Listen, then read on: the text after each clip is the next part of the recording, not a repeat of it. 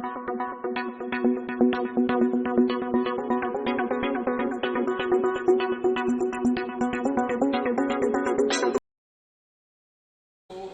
in another video of class 12 biology mastermind opening school online classes, and today's video is about chapter number 2 sexual reproduction in flowering plant, यानी कि हिंदी में कहें तो पुष्पीय पादपों में लैंगिक जनन, और ये आपका पार्ट 2 वीडियो हो जाता है। तो यहाँ पर हम प्रीवियसली हमने डिस्कस किया था कि जो पुष्पीय पादप यानी कि फ्लावरिंग प्लांट में हमने देखा कि जो फ्लावर या पुष्प जो है वो प्लांट का रिप्रोडक्टिव ऑर्गन है, और उस रिप्रोडक्टिव ऑर्गन में हमने उसके पार्ट्स देखे थे, और उन पार्ट्स के हमने कुछ फंक्शंस की बात करी थी, उनके अपीयरेंस की बात करी थी। नाउ अब एक एक करके हम उन रिप्रोडक्टिव पार्ट्स की बात कर रहे हैं जो कि सेक्सुअल रिप्रोडक्शन के लिए रिस्पॉन्सिबल था। तो जिसमें हमने बात करी थी कि जो मेल रिप्रोडक्टिव पार्ट है वो आपका एंड्रोशियम हो जाता है, यानी बहुत सारी छोटी यूनिट्स आपस में कंबाइन होकर के एक लार्ज यूनिट बनाती हैं मेल में, जिसमें हमने उसको कहा था पुंकेसर या फिर स्टेमन, और सारे पुंकेसर या स्टेमन मिलकर आपके बनाते हैं पुमंग या फिर इंग्लिश में कहें तो एंड्रोशियम। तो अब हमें देखना है उस पुंकेसर की विस्तृत संरचना यानी कि डिटेल्ड स्ट्रक्चर, कि कैसे उसके अलग अलग भाग हो जाते हैं और कैसे उन अलग अलग भागों का क्या क्या कार्य होता है, और किस तरह से उनमें अल्टीमेटली नर युग्मक यानी कि मेल गैमीट जो कि परागकण यानी कि पोलन ग्रेन के फॉर्म में होता है वो बनते हैं। तो let's continue with the topic. तो सबसे पहले कल मैंने आपको थोड़ा सा इंट्रोडक्शन में बताया था कि पुंकेसर यानी कि स्टेमन की कुछ पार्ट्स होते हैं, तो वो आपके बुक में डायग्राम में आपको एक बार दिख जाएंगे। रिस्पेक्टेबल आपके जो डायग्राम है उस डायग्राम का रफ रिप्रेजेंटेशन मैंने यहाँ पे बनाया हुआ है। तो एक टिपिकल यानी कि प्रारूपी पुंकेसर के, पहले हिंदी मीडियम के लिए बोल देता हूँ, along with the English medium भी आपको बता दूंगा। एक प्रारूपी पुंकेसर के आप देख सकते हैं 3 भाग हो जाते हैं। सबसे ऊपरी भाग जो कि एक घुंडी के समान हो जाता है, लोब के समान है, वो परागकोश, इंग्लिश में कहें तो एंथर हो जाता है। ये एंथर आपस में एक लंबी नली रूपी संरचना यानी कि लॉन्ग ट्यूबुलर स्ट्रक्चर से जुड़े हुए रहते हैं। ये ट्यूबुलर या लॉन्ग स्ट्रक्चर हो जाता है फिलामेंट या स्टॉक, हिंदी में कह देते हैं तंतु।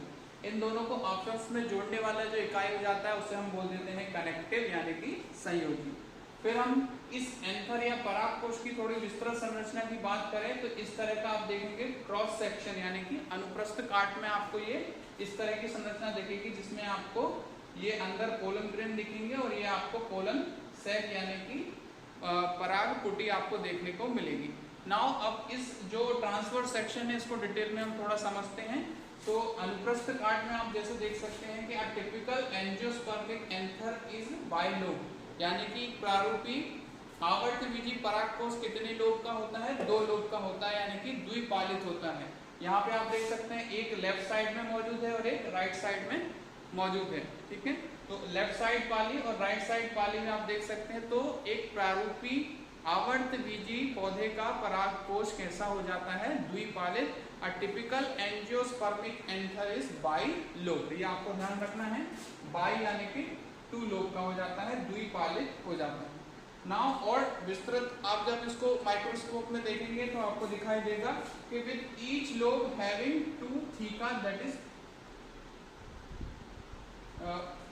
बाइथीकस यानी कि डायाथीकस, यानी कि हर एक जो अपन लोब की बात कर रहे हैं वो अगेन 2 पार्ट में डिवाइड होता है। आप देख सकते हैं एक अपर है और एक लोअर है, यानी कि एक ऊपरी तरफ है एक नीचे की तरफ है, यानी कि हर एक लोब 2 अगेन पार्ट में डिवाइड हो जाता है, और इन पार्ट को अपन बोल देते हैं थीका और हिंदी में कह देते हैं कोश। तो प्रत्येक पाली यानी प्रत्येक जो आपका लोब है वो 2 पार्ट्स में डिवाइड होता है, इसलिए ये कैसा हो जाता है? द्विकोष्ठी यानी कि डायाथीकस। तो पहले बाइलोब्ड है और फिर डायाथीकस है। तो इस तरीके से आप देख सकते हैं कि एंथर में आपके ये टिपिकली 4 चेंबर बन जाते हैं, यानी कि 4 अलग अलग कोष्ठ बन जाते हैं। तो इसे अपन आगे देखें।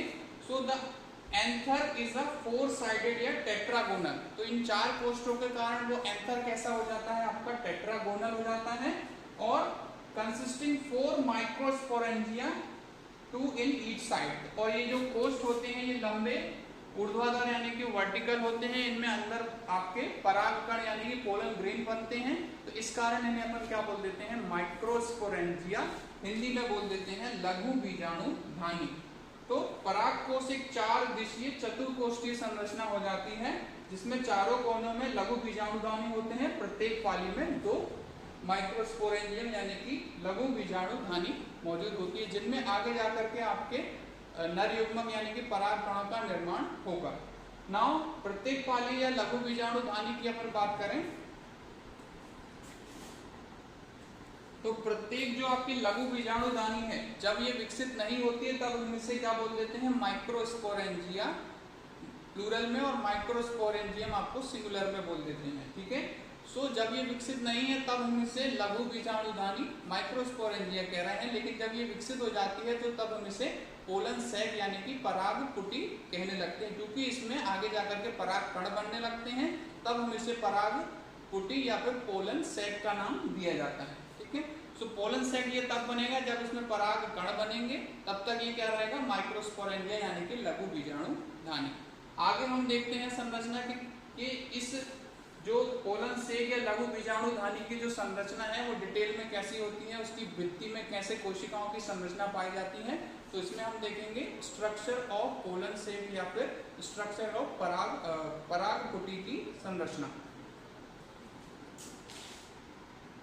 तो ट्रांसवर्स सेक्शन यानी अनुप्रस्थ काट में आप देख सकते हैं लघु बीजाणुधानी, जैसा कि हमने बोला था कि 4 चेंबर में डिवाइडेड है, तो 1 2 3 4, और सेंटर में आप देख रहे हैं जहां से ये आपका स्टॉक या फिलामेंट से जोड़ा जाता है, तो ये आपका हो जाता है कनेक्टिव या संयोजी। तो इसमें आप देख सकते हैं कि लघु बीजाणुधानी में आपकी 4 परतें हो जाती है। सबसे बाहरी हो जाती है आपकी एपिडर्मिस, मिड लेयर हो जाती है आपकी एंडोथीसियम, और उसके बाद आपकी जो लेयर आ जाती है वो जाती है टेपिटम, और सबसे अंदर आपके जो हो जाता है स्पॉन्जियस टिश्यू। तो आप देख सकते हैं बाहर से अंदर की तरफ बाहरी लेयर हो जाती है एपिडर्मिस, यहाँ पर आप देख सकते हैं सबसे बाहरी लेयर है आपकी एपिडर्मिस, सेकंड लेयर हो जाती है एंडोथीसियम, थर्ड लेयर आपकी हो जाती है यहाँ पर अपन कहें तो टेपिटम, और सबसे अंदर की तरफ टेपिटम है, और यहाँ पर ये हो जाती है मिडिल लेयर। तो इस डायग्राम को मैं यहाँ पर बोर्ड पे बना के आपको थोड़ा सा एक्सप्लेन कर देता हूँ, और कैसी कैसी सेल लेयर इसमें आपको देखने को मिलेंगी। ये एक और डायग्राम है जो कि थोड़ा डिटेल्ड है, ये दोनों डायग्राम आपको बोर्ड पे दिख जाएंगे। नाउ यहाँ पर आपको डायग्राम में एक टिपिकल एंजियोस्पर्मिक जो एंथर है उसका हमने यहाँ पर ट्रांसवर्स सेक्शन लिया है यानी अनुप्रस्थ काट, और उस एंथर के अनुप्रस्थ काट में हम जो माइक्रोस्पोरेंजियम है यानी कि लघु बीजाणुधानी है उसमें अलग अलग परतों की बात कर रहे हैं। तो जैसा कि आप देख सकते हैं यहाँ पर आपको टोटल 4 परतें दिखती हैं, बाहर से भीतर की तरफ अपन देखें फ्रॉम आउटवर्ड टू इनवर्ड। सबसे आउटर मोस्ट लेयर आपकी हो जाती है एपिथेलियम, या जिसे हम बोल देते हैं बाह्य त्वचा। फिर इसके बाद वाली परत हो जाती है कॉल्ड एज एंडोथीसियम या पर अंतःस्थिशियम हो जाती है। फिर अंदर की जो मिडिल लेयर हो जाती है जिसे अपन बोलते हैं मध्य परत। तो बाहरी ये जो 3 परतें होती हैं ये एक तरह से प्रोटेक्टिव लेयर यानी कि सुरक्षा परत का कार्य करती हैं। जब आपके ये जो लघु बीजाणुधानियों में लघु बीजाणु जनन यानी कि माइक्रोस्पोरोजेनेसिस होता है, यानी कि पराग कणों का निर्माण हो रहा होता है, उस समय ये परतें उसे प्रोटेक्ट करने का काम करती है। और जब ये पराग कण बन जाते हैं तो पराग कणों को लघु बीजाणुधानी यानी कि माइक्रोस्पोरेंजियम से निकालने के समय यानी कि प्रस्फुटन के समय ये उसमें हेल्प करती हैं। सबसे आंतरिक परत हो जाती है आपकी जिसे हम बोलते हैं टेपिटम की परत। तो ये जो परत होती है इसमें कोशिकाओं में बहुत अधिक मात्रा में संचित भोज्य पदार्थ यानी कि स्टोर फूड मटेरियल रहता है, और सामान्यतः यह कोशिकाएं बहुकेंद्रीय यानी कि मल्टी न्यूक्लिएटेड होती हैं, जो कि डेवलप हो रहे माइक्रोस्पोर्स यानी कि लघु बीजाणुओं को क्या करती है, पोषण प्रदान यानी कि न्यूट्रिशन प्रोवाइड करने का काम करती है। तो आउटर 3 लेयर हो जाती है प्रोटेक्टिव लेयर, और ये इनर लेयर हो जाती है टेपिटम जिसे हम बोल रहे हैं, ये हो जाती है आपकी न्यूट्रिटिव यानी कि पोषक परत।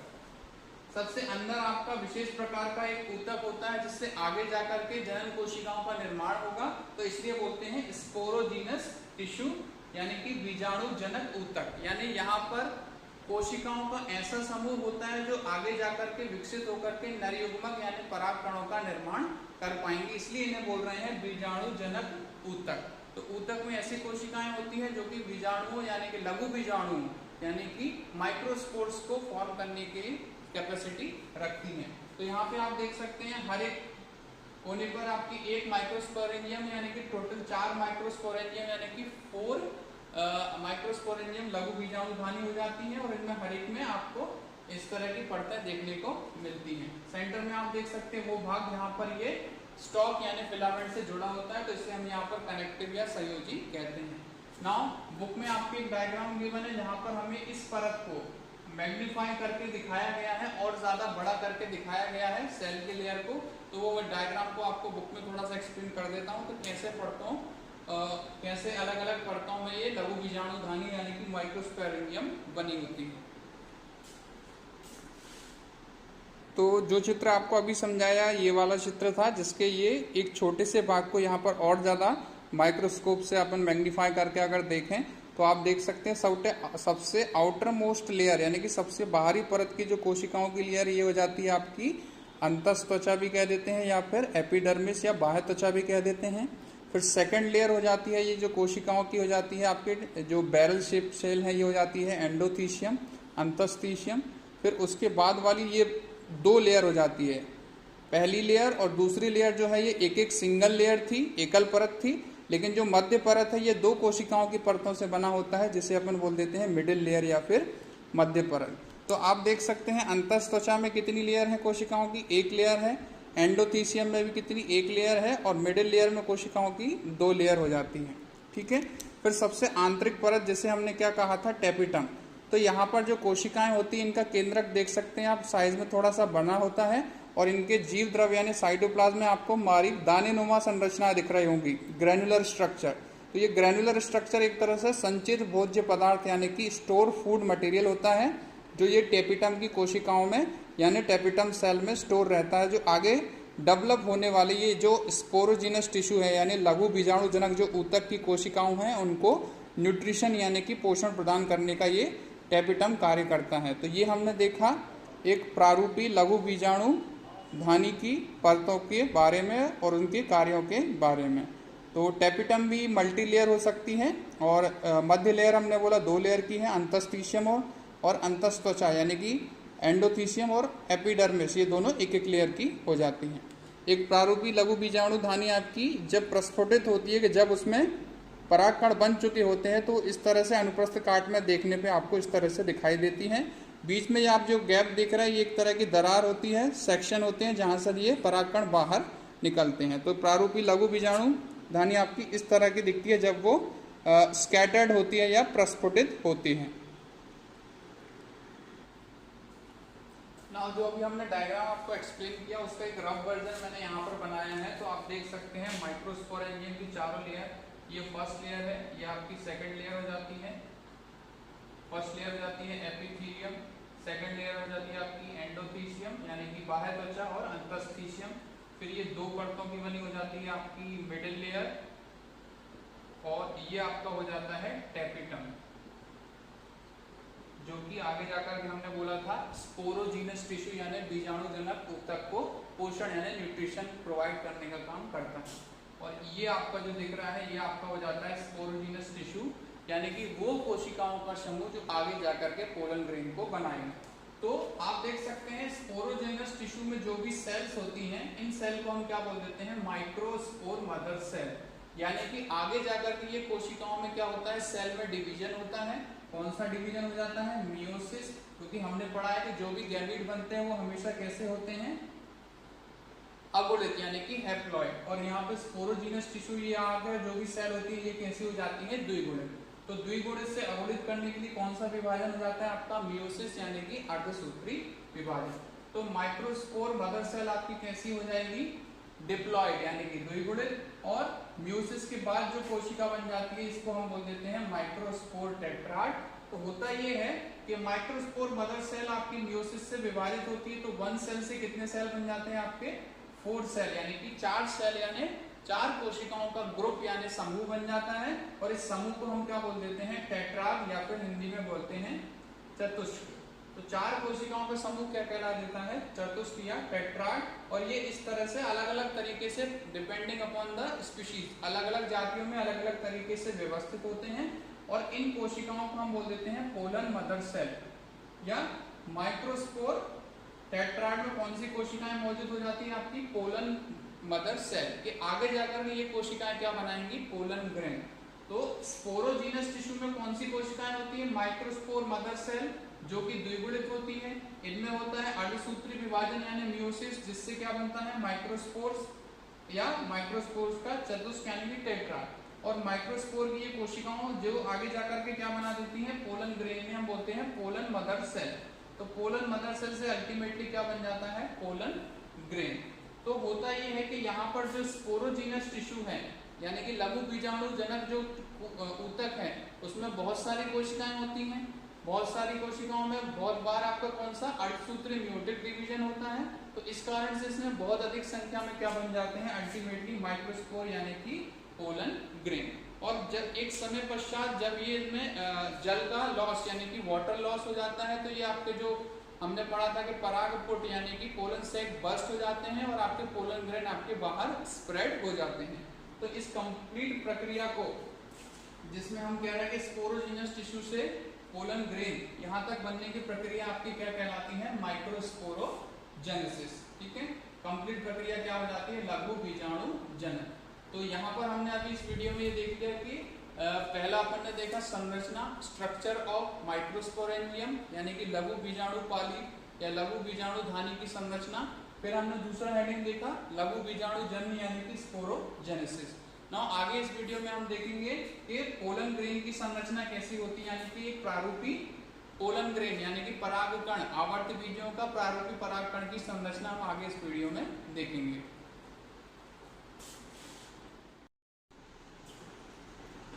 तो पहले हम डिस्कस कर रहे थे यहाँ पर मेल गैमेट का जो फॉर्मेशन था यानी कि नर युग्मक का बनना।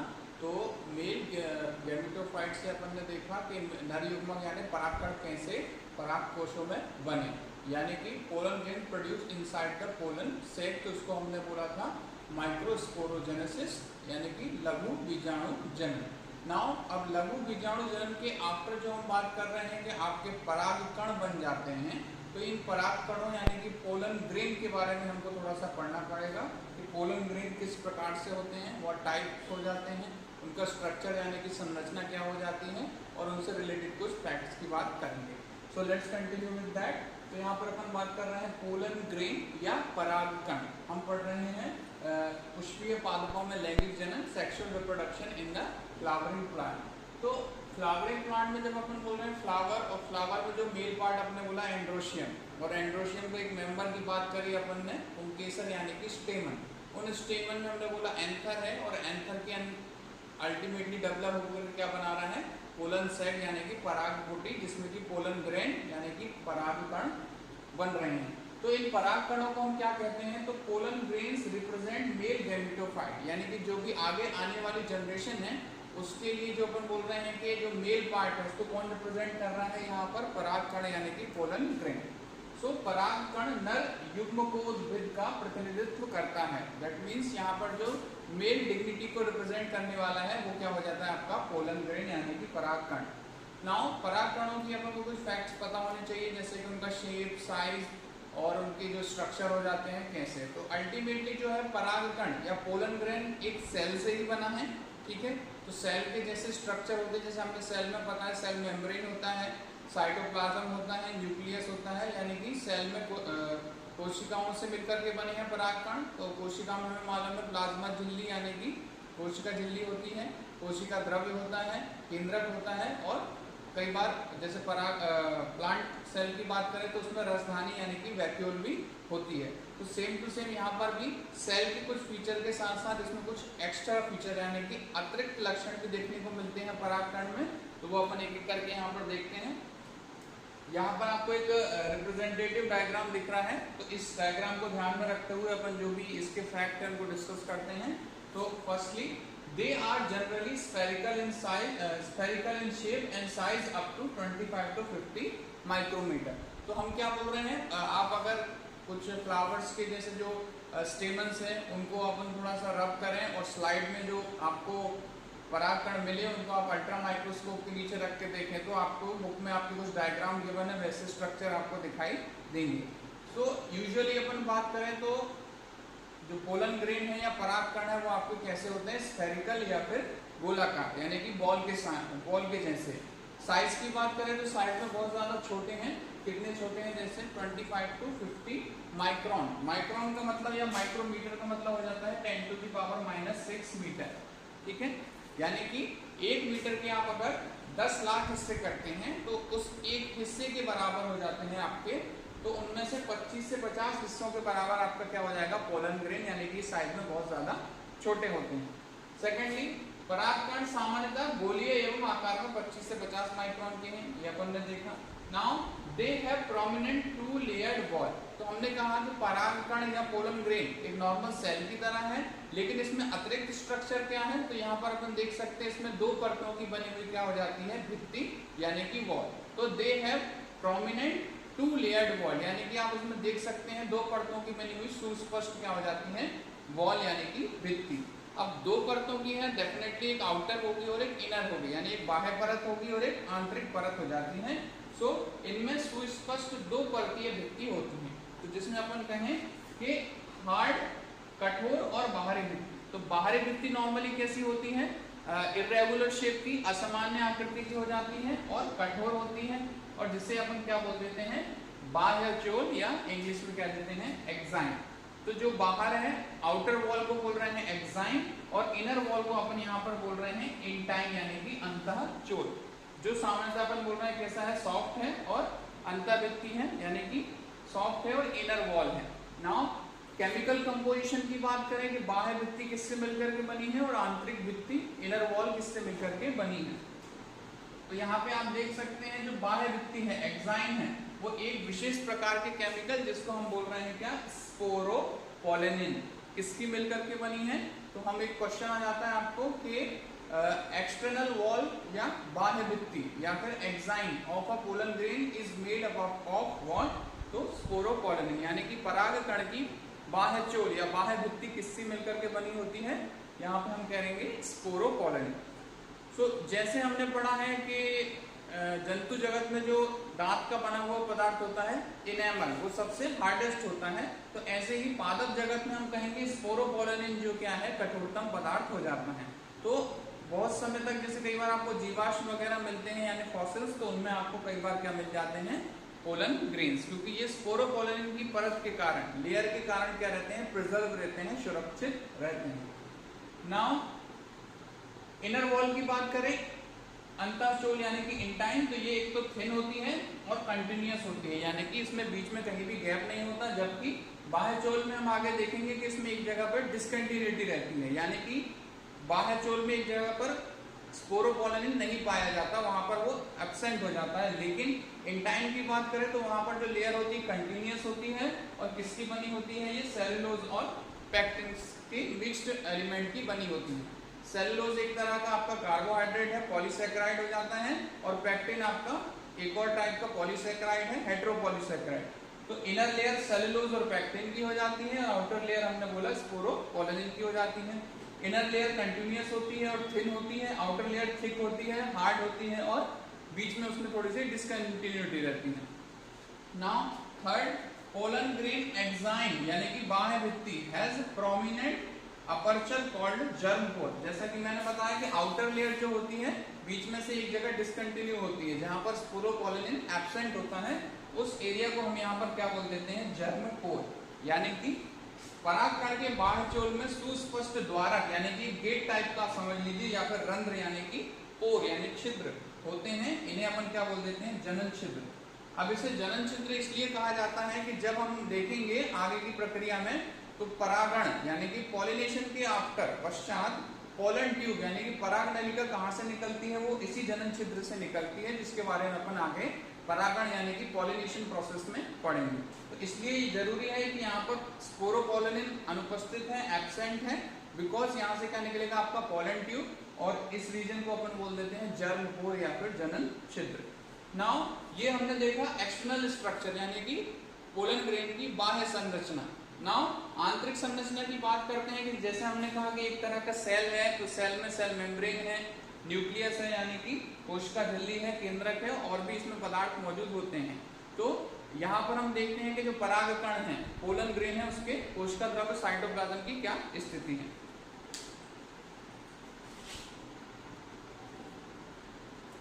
नाउ बात करते हैं परागकण के प्लाज्मा झिल्ली और उससे संबंधित और अंदर के साइटोप्लाज्म यानी कि जीव द्रव्य की। तो हमने कहा कि जो परागकण है वो भी कोशिका का ही एक परिवर्तित रूप है। भित्ति की अपन बात ऑलरेडी कर चुके हैं, वॉल की, जिसमें अपन ने बोला एक्साइन और इंटाइन था। नाउ एक्साइन और इंटाइन के अंदर अपन बात करें, so the cytoplasm of pollen grain is surrounded by a plasma membrane. तो यहाँ पर मैंने एक्सटर्नल जो वॉल है वो नहीं बनाई है, सबसे बाहर जो आपका दिख रही है ये हो जाती है आपकी प्लाज्मा मेम्ब्रेन, ठीक है। और यहाँ पर आप देख सकते हैं हाफ सर्कुलर जो है ये आपकी हो जाती है वैक्यूल। वैक्यूल हो जाता है। इसके अलावा वैक्यूल आपको हिंदी में अपन बोल देते हैं राजधानी, ठीक है। नाउ सेंटर में आपको देख सकते हैं आपका ये केंद्रक हो जाता है न्यूक्लियस, और ये आपका पूरा जो भी रिमेनिंग पार्ट है ये आपका हो जाता है कोशिका द्रव्य यानी कि साइटोप्लाज्म। तो ये इस तरह की कंडीशन में आपको परागकण प्रोड्यूस होते हैं यानी निर्मित होते हैं। निर्माण के पश्चात यानी आफ्टर फॉर्मेशन इनमें क्या होता है, मैच्योरेशन यानी कि परिपक्वन। तो उस कंडीशन में अपन देखें तो मैच्योर पोलन ग्रेन कंटेन्स क्या होता है, 2 सेल। तो मैच्योर परागकण, यहाँ पर आपको जो मैच्योर परागकण का एक चित्र दिख जाएगा, पहले आप यहाँ समझ लें फिर आपको बुक में थोड़ा मैं बता दूंगा। नेक्स्ट, तो इसमें 2 प्रकार की कोशिकाओं में ये विभाजित हो जाता है। होता क्या है, ये एक सिंगल सेल होती है। सिंगल सेल में क्या होता है, पहले केंद्रक में विभाजन होता है यानी कि न्यूक्लियस में डिवीजन होता है, जो कि अपन एक तरह से कहेंगे बराबर नहीं होता। यानी कि जो पहली कोशिका है जिसे हम यहाँ पर क्या बोल रहे हैं, वेजिटेटिव सेल, इसमें केंद्रक ज्यादा बड़ा बनता है, और दूसरी जो जनन कोशिका है यानी जनरेटिव सेल, इसमें केंद्रक छोटा बनता है। यानी कि केंद्रक का असामान्य विभाजन हो जाता है, यानी बराबर का विभाजन ना होकर के छोटा बड़ा यानी कि स्मॉलर और लार्जर टाइप का विभाजन हो जाता है। देन पहली सेल हो जाती है आपकी वेजिटेटिव सेल, जो कि साइज में थोड़ी बड़ी होती है, उसका न्यूक्लियस भी कैसा रहता है, लार्ज रहता है, और इसमें बहुत ज्यादा अमाउंट में क्या रहता है आपका store food material.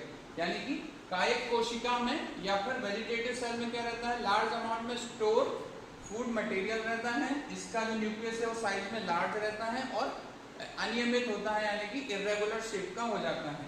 Now generative cell size में कैसी हो जाती है, स्मॉल रहती है, और जो फ्लोट करती है किसमें, कायिक कोशिका यानी कि वेजिटेटिव सेल के साइटोप्लाज्म में ये जनन कोशिका यानी कि जनरेटिव सेल आपका फ्लोट करता रहता है। नाउ जो जनरेटिव सेल है वो आपकी शेप में स्पिंडल शेप हो जाती है, एंड इट्स डेंस साइटोप्लाज्म और न्यूक्लियस। इसमें जो न्यूक्लियस होता है वो थोड़ा डेंस होता है, और इसका साइटोप्लाज्म, इसका जनरेटिव सेल का साइटोप्लाज्म वेजिटेटिव सेल से थोड़ा सा ज्यादा डेंस यानी कि संघनित हो जाता है।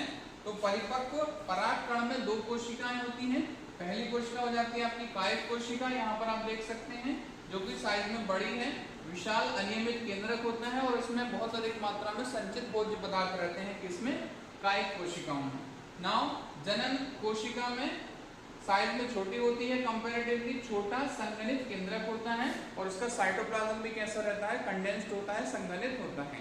तो इस तरह से आप देख सकते हैं कि कैसे परागकण क्या जो साइटोप्लाज्म यानी कोशिका द्रव्य को किस तरह से 2 कोशिकाओं में विभाजित हो जाता है। 60% केस में यानी कि होता ये है कि जब परागकण पौधे से अलग होते हैं यानी से दूर जाते हैं या परागित होने वाले होते हैं यानी पॉलिनेशन होने वाला होता है, तो 60% प्रजातियों में एंजियोस्पर्म प्लांट के 60% जो सब स्पीशीज हैं या स्पीशीज हैं, उसमें आपका जो पोलन ग्रेन है यानी परागकण है इसी अवस्था में रहता है, यानी कि 2 कोशिकीय अवस्था में, 2 सेलुलर स्टेट में। रिमेनिंग 40% यानी कि बाकी जो 40% में होता क्या है, यहाँ पर जो रिमेनिंग 40% हम ये बोल रहे हैं कि इसमें अवस्था थोड़ी सी परिवर्तित हो जाती है। कैसे चेंज होती है वो हम यहाँ पर देखते हैं। जैसा कि मैं बता रहा था, 60% प्लांट ऑफ एंजियोस्पर्म यानी आवर्त बीजों के 60% प्रजातियों में क्या होता है, परागण यानी कि पोलन ग्रेन इसी अवस्था में, यानी कि एक इसमें आपकी कायिक कोशिका यानी कि वेजिटेटिव सेल हो जाती है, और दूसरी जनन कोशिका यानी कि जनरेटिव सेल। तो टू सेलुलर स्टेट यानी कि 2 कोशिकीय अवस्थाओं में ये परागकण रिमूव होते हैं, झड़ते हैं। लेकिन रिमेनिंग प्रजातियों की बात करें तो होता क्या है, जो जनरेटिव सेल है यानी कि आपकी जनन कोशिका है, इसमें समसूत्री विभाजन हो जाता है और ये 2 युग्मक यानी कि 2 मेल गैमेट यानी नर युग्मक बना देती है। तो 60% कंडीशन में ये वाली कंडीशन हो जाती है और 40% केसेस में आपके इस तरह का कंडीशन हो जाता है। नाउ इस वीडियो में हमने अभी देखा, शुरू से एक बार थोड़ा सा रिवाइज कर लेते हैं। तो सबसे पहले हमने देखा यहाँ पर माइक्रोस्पोरेंजियम के बारे में यानी कि आपके स्टेमन्स के बारे में, लघु बीजाणुधानी के बारे में, लघु बीजाणु जनन यानी कि माइक्रोस्पोरोजेनेसिस देखा हमने। फिर उसमें हमने पोलन ग्रेन यानी कि परागकण की स्ट्रक्चर यानी संरचना की बात करी। नेक्स्ट वीडियो में हम यहाँ इस चैप्टर के जो वीडियो पार्ट 3 में हम देखेंगे फीमेल जो आपका गैमेटोफाइट होता है यानी कि मादा युग्मकोद्भिद का डेवलपमेंट देखेंगे, यानी कि जो आपके कार्पल होते हैं यानी कि अंडक जो हो जाते हैं या स्त्री केसर जो हो जाते हैं, उसके अंदर किस प्रकार से मादा युग्मक का निर्माण होता है। और उसी से संबंधित फिर अपन देखेंगे परागण की एक प्रक्रिया यानी कि पराग कणों का मेल यानी कि स्टेमन से निकल करके आपके कार्पल तक जाने का प्रोसेस, उसको अपन बोलते हैं परागण, को अपन इस चैप्टर के पार्ट 2 वीडियो में देखेंगे। So thanks for watching today's video and please do like, share and subscribe our channel Mastermind Public School Online and study well.